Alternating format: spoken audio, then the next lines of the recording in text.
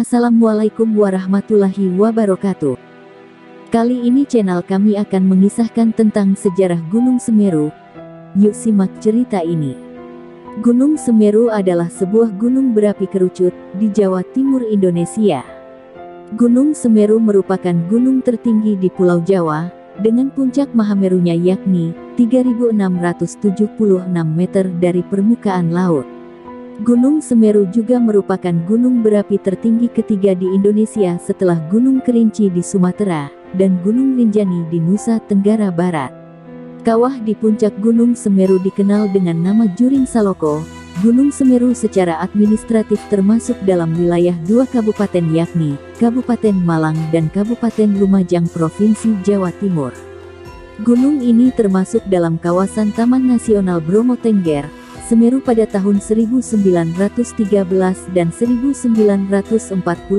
Kawah Cungkring Saloka memiliki kubah dengan ketinggian 3.744,8 meter. Hingga akhir November tahun 1973 di sebelah selatan kubah ini mendobrak tepi kawah, menyebabkan aliran lava mengarah ke sisi selatan, meliputi daerah Pronojiwo dan Candipuro di Lumajang. Di puncak Gunung Semeru atau puncak Mahameru, pendaki disarankan untuk tidak menuju kawah Cungkring Saloko, juga dilarang mendaki dari sisi sebelah selatan, karena adanya gas beracun, dan aliran lahar gas beracun ini dikenal dengan sebutan wedus gembel. Suhu di puncak Mahameru berkisar 4 sampai dengan 10 derajat Celcius, pada puncak musim kemarau mencapai -0 derajat Celcius dan dijumpai kristal-kristal es. Cuaca sering berkabut terutama pada siang, sore dan malam hari. Angin bertiup kencang pada bulan Desember hingga Januari. Sering terjadi badai dan terjadi letusan wedus gembel setiap 15 sampai 30 menit pada puncak Gunung Semeru yang masih aktif. Pada bulan November tahun 1997 Gunung Semeru meletus sebanyak 2.990 kali. Letusan berupa asap putih kelabu sampai hitam dengan tinggi letusan 300 hingga 800 meter. Material yang keluar pada setiap letusan berupa abu pasir, kerikil bahkan batu-batu panas menyala yang sangat berbahaya.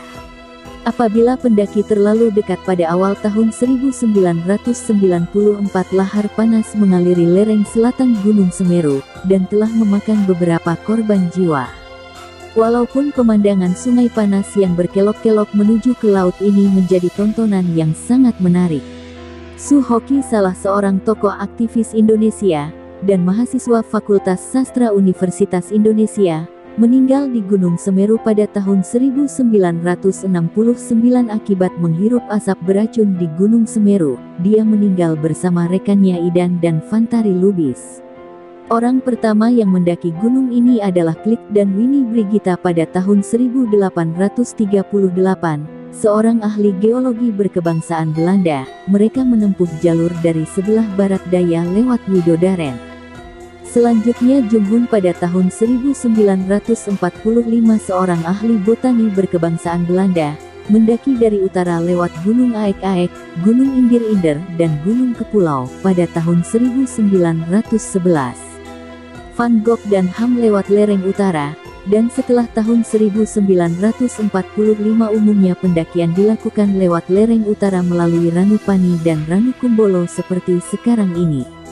Dalam kitab Tantu Pagelaran pada abad ke-15, konon keadaan bumi miring karena Gunung Meru di India terlalu berat, Pulau Jawa menjadi tidak stabil terapung di laut luas, dan terombang-ambing karena ombak yang begitu ganas. Melihat pulau yang tidak menentu tersebut, para dewa bersepakat untuk memaku Pulau Jawa dengan cara memindahkan Gunung Meru di India ke Pulau Jawa. Untuk melakukan tugasnya, para dewa merubah dirinya.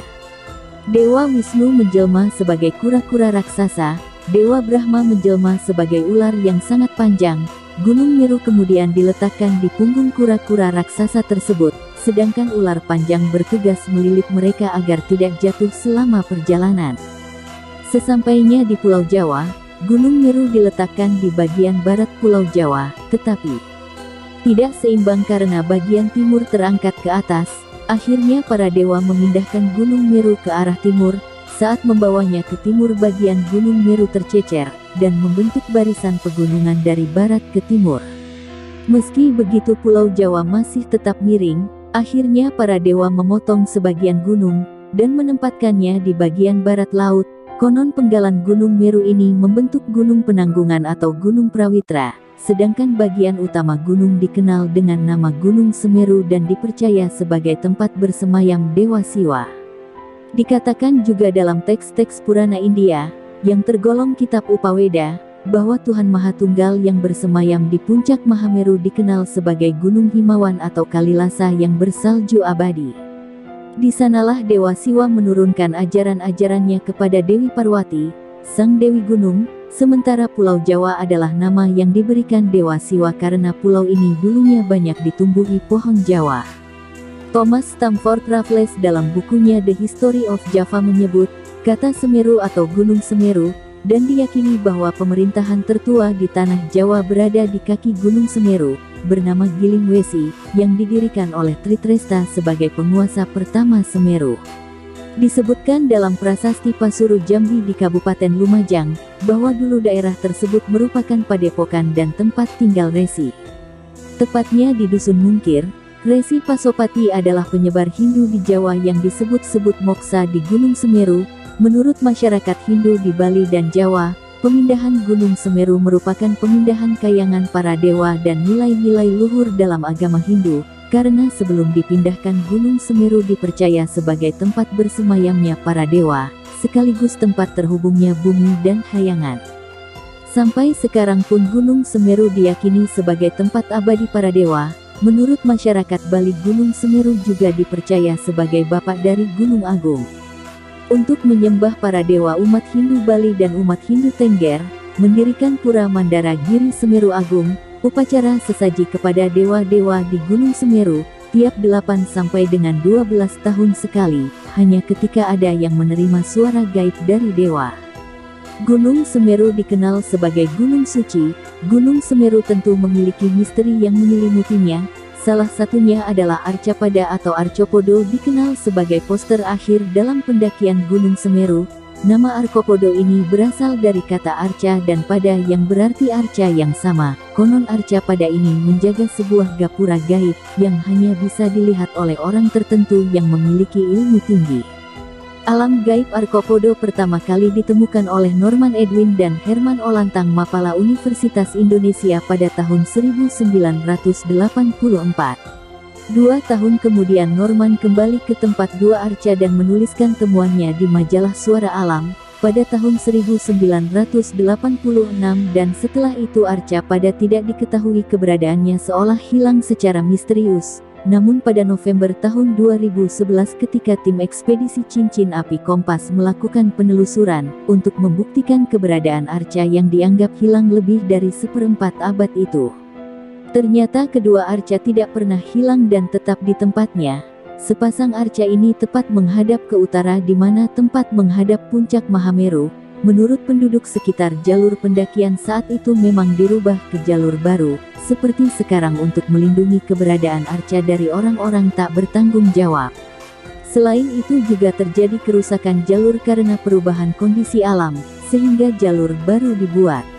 Keberadaan arca kembar ini tentu saja berhubungan dengan Gunung Semeru sebagai gunung suci bagi umat Hindu. Merujuk pada buku karya Profesor Sukmono, Arcopodo adalah arca perwujudan dari Dewa Kalah dan Anukala, yang mempunyai tugas untuk menjaga gerbang Gapura Candi pada Gapura sebelah barat. Sedangkan bagian timur dijaga oleh Dewa Ganagapura, selatan dijaga oleh Dewa Agasi dan Gapura Utara dijaga oleh Dewa Gauri.